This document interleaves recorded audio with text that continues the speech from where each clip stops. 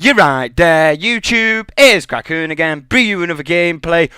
Commentating man, we're here again, bring you some more Modern Warfare 3 like I do. Going to be playing a 6v6 kill confirmed on the map Sanctuary, using the AK-47 with a kit proficiency and a suppressor on there. I've got the Akimbo FMG9 secondaries, which I don't think I use throughout the entire game. I've got a frag grenade and a portable radar as my lethal and tactical. I'm running a perk setups, Light Van Pro, Hardline Pro, Marksman Pro, and then I've got the Specialist Strike package on there. So for my first perk, I've got Assassin, second Blind Eye, third Scavenger.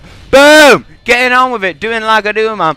Beasting some people off on the new map Sanctuary, dropping MOABs on fools, trying to shoot at me left and right, bullets whistling past my head like pew, pew, pew, pew, pew. I'm like, no, ducking, diving, dodging all out the way like blah, blah, blah, blah, blah. Go down, terrorist, go down. And then putting people down and then I get a MOAB. Pretty much story of my life. But anyway, moving on with it, right, doing like I do. Yeah, I got a MOAB on Sanctuary. I've told you this before. If you watched my last commentary in which it was a MOAB on Foundation, you would have known that this is the second MOAB of two back-to-back MOABs from Benty's live stream. And if you've not seen that video, he's actually uploaded it to his channel. So I'll probably link it in the description. So more than likely, I'm going to, well, no, not more than likely, definitely go check it out, see what's going on, because, I mean, if you don't take my word for it, then the evidence is there for you to see, and it's a fact, you know what I'm saying, like that. Not saying that you're not going to take my word for it, but I'm just saying in case you wanted to, because you never know if you want to or if you don't want to, you know. It's the whole YouTube community, it's the whole scenario is in, you know, people can never really trust anybody else's word. That's just the fact. It's because you're not working within, like, personal, like, face-to-face environments in which you can talk to each other and you have an input about, like, you can actually influence whether or not somebody's, like, telling the truth or not telling the truth or anything like that. And I always like to back up my words. And I'm not saying, like, there's loads of people out there that don't tell the truth and they just lie and, you know, all this kind of shit like that. But what I'm saying is, I've got the evidence to back it up. If you're interested and don't believe me, boom, there you go. Fact. That's all it is, right? So anyway, moving on with it, right? Doing it like I do. Beasting some people off, like I said. Yeah, it's a very different kind of MOAB, this. It's the same lobby, so you know, well, in fact, I knew from the get-go that this lobby was pretty gash because I've just MOABed them. And there's an interesting thing, because I never really like to stay in the same lobby after I've been after I've MOABed them, or even if there's just any MOAB. If you're in a lobby, right, and the MOAB drops, whether it's the enemies or your own or one of your teammates, whatever it is, right, I never really want to stay in the lobby for the next game, because I don't know, it kind of like, to me anyway, it just feels as if it's not really worth it, you know what I'm saying, like that. It feels as if the enemies, they already know your game now, they know you're trying to go for MOABs, so that's going to be set now as the highest priority to do, which is to either not let you get the MOAB or stop you in the tracks before you get the MOAB itself, you know what I'm saying, like that. That's the whole scenario of it, and literally throughout a lot of this gameplay, I'm just dying and dying, and then I think I die like 5 times in a row, and then I don't die for the rest of the game. And I think that right there was my 5th and final death. I'm not 100% sure. In fact, I've got one more death to come, and then I just go on like a flawless streak until the end of the game. But like you could see, I'm telling, like, oh, let me just get my words out. Like I was telling you, you can kind of just see now as if I'm just taking a lot of deaths, and right, that was my 5th and final death. That guy was camping in the balcony above, so I was like thinking, where the hell's he just shot me from there? And he got me before, and then I knew, like, well, he's probably still going to be in that same balcony, and then I don't know how I knew he was there with a kill cam or something like that. I think I must have seen the bullet fire or something like that. I don't know, man, but yeah, like I was saying, the enemy's goal, once a MOAB's gone off against them, in the next lobby and lobbies after that, is to stop you from getting the MOAB. Look, you can see where he is now, look. He's just camping up in there. Unbelievable, the caliber. You see, that's exactly what I'm talking about. People like that will just try and camp up there. They know they're kind of hidden. They're off the given track. You know what I'm saying, like that. It's kind of like a little hiding spot, whatever you want to say, like jump spot, whatever you want to say, like that. You know, I can understand that, but I don't know, man. I don't know, it's just when people try and do stuff like that, it just proves my point further that people are just trying to be little bitches because they're just trying to shit on your parade pretty much and don't want you to get another MOAB again. So I don't know, man, you take it for what it is. There, I very, very nearly died, literally. You don't want to fall off there. I was trying to like be able to cling onto the side of the wall to like lower me down easily, but it didn't work in my favour. But I don't know, man, you take it for what it is. But anyway, right, tips and tricks, right, moving on to it, doing like I do. We're halfway in right now.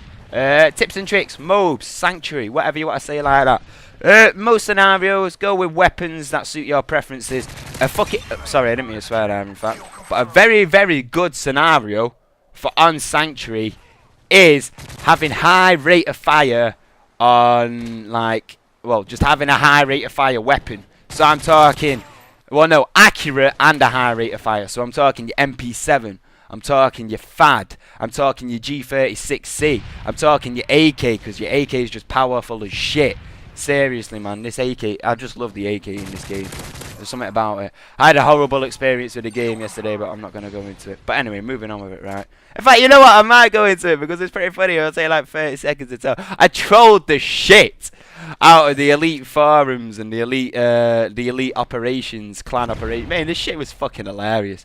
I pulled a NASA one on her ass, like, literally. I must have posted around 1,000 comments just going, I don't care, to all these nerds that were just like, oh, we got 1,000 kills, kill confirmed with only 2 of us. I don't know why I did it in that voice, because then some other people will probably have like different voices and shit like that. It's like, yeah, I got 300 kills of my own, and kill confirmed. It fucking sucks, and I'm a bronze, but I'm a piece. Some shit like that. I don't know. Whatever, I'm going off a complete on a side tangent here. But yeah, whatever. I trolled the shit out of the elite forums. That was kind of like a long story cut short, I suppose. But moving back onto it, tips and tricks, doing it like I do. Interesting thing, right?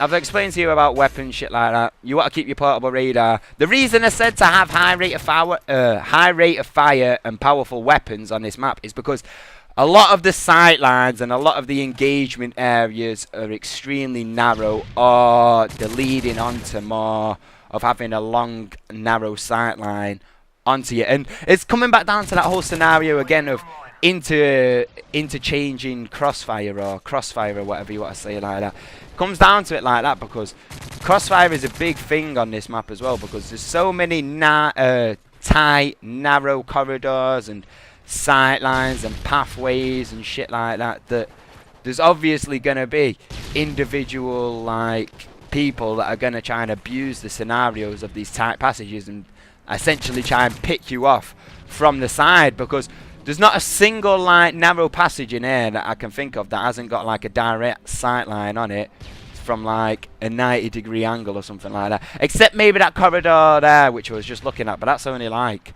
what, like 5 meters long, something like that. It's like worthless, you know what I mean? There's not really much going on like that. But anyway, right, moving on with it, doing like I do. Different kind of MOAB this, you've got to be honest really, because as you can see now, I'm not playing in a defensive manner. Usually, if I was going to be getting a MOAB, and I would have thought this myself, I'd be playing in more of a defensive manner around this vicinity up here, you know, dominating the higher ground of the map, because in all fairness, right, this map is pretty unevenly height proportioned. This side up here is extremely raised, uncomparable to any height on the entire map.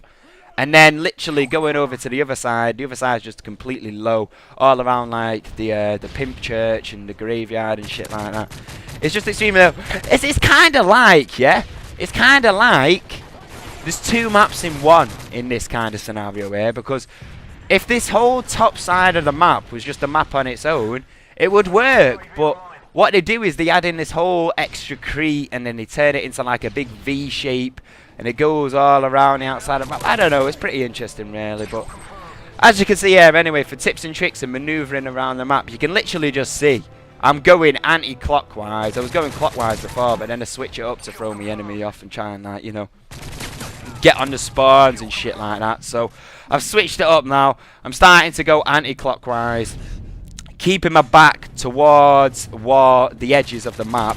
That's what you've got to do. Now I've swapped it back round to go back clockwise. You know, that's the interesting. Well, I picked up the MOAB now anyway, as you can see it there anyway. But that's the interesting thing about this game. There's literally only about 30 seconds on the clock, and I never thought I was going to get the MOAB. But that's the interesting thing about this game. You've got to be able to learn the rotation of the spawns, and you see how like easy. Well, not easily. Well, no, not easy. Easily is what I meant to said, but then I said easily and whatever. You see how easily and fluidly I move around the map, and I know when to turn back around and when to push a certain push the opposite direction if I want to go clockwise or if I want to go anti-clockwise. Always keeping my back towards the edge of the map. You know what I'm saying like that? Is that whole scenario is you've got to be able to understand the spawns, and anything's achievable or anything's possible. It's just the fact of it, right? And it's like simple tactics that you pick up. You think, alright, well I've been rushing anti-clockwise or clockwise this way. Now if I flip back around, go clockwise, because my teammates seem to be all around this area, so I'm pretty sure they're not going to be spawning there. You know, it's little tips and tricks like that that you need to pick up, and like, you know, spatial awareness, shit like that. But anyway, I might do another commentary on spatial awareness. That's a pretty good commentary idea actually, because I've got beast spatial awareness. But anyway, that's all I've got to say for now. Peace!